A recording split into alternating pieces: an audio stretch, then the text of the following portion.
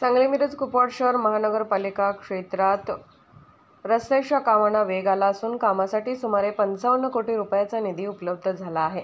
परंतु इतक्या मोठ्या प्रमाणावर निधी खर्च केला जात असतानाही होणारी कामे ठेकेदाराकडून अत्यंत निकृष्ट दर्जाची केली जात आहेत। वापरले जाणारे मटेरियल कमी दर्जाचे वापरले जात आहे। मुरमाऐवजी मातीचाच वापर मोठ्या प्रमाणावर होताना दिसत आहे। शहरातील महत्त्वाचा असणाऱ्या छत्रपती शाहू मार्गावरील केंद्र शासनाच्या भांडवली गुंतवणूक योजनेतून 15 कोटी 17 लाख रुपये खर्च करून संबंधित ठेकेदारांना अत्यंत निकृष्ट दर्जाचा रस्ता केलाय। सदर रस्त्याला लेवल करण्यात आलेली नाही। रस्त्याकडेच अतिक्रमण काढणं गरजेचं असतानाही अतिक्रमणे तशीच ठेवून केवळ 60 फूट रस्ताच करण्यात आलाय। मातीचा वापर मोठ्या प्रमाणावर झालाय।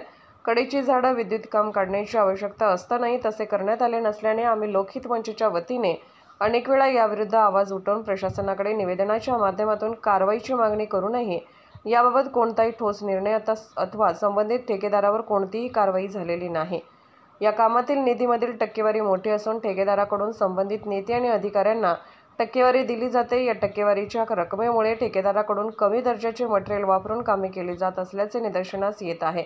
आपण नव्या रक्ताचे तरुण तडफदार आयुक्त आहात। आपण याबाबतीत जाणीवपूर्वक लक्ष घालून चौकशी कराल ही आम्हाला अपेक्षा आहे। या झालेल्या रस्ते कामाच्या दर्जाची तपासणी करावी। तसेच सदर कामे पूर्ण झाली नसतानाही बांधकाम विभागाने काही ठेकेदारांना काम पूर्ण झाल्याचे दाखले दिले आहेत। याचीही चौकशी झाल्यात मोठा आर्थिक घोटाळा समोर येऊ शकतो। आपण तीही चौकशी लावाल ही अपेक्षा यावेळी लोकहित मंच सचिव आदित्य ऐवळे उपस्थित होते।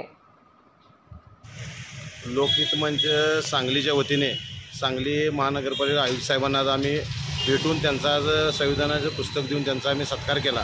दुसरी गोष्ट अशी की 100 फूट रोड गाजत असलेला 100 फूट रोड 60 फुटी रस्ता आहे। त्या रस्त्याच्या कामात सगळा भ्रष्टाचार झालेला आहे, निकृष्ट दर्जाचं काम झालेलं आहे। अतिक्रमण वगैरे झाडं वगैरे काहीसुद्धा काढलेले नाहीत आणि ठेकेदारानं निकृष्ट दर्जाचं काम केले। त्याला काळ्या यादीत टाकून त्या ठेकेदाराची चौकशी करावी अशी आम्ही आज आयुक्त साहेबांच्याकडे मागणी केलेली आहे।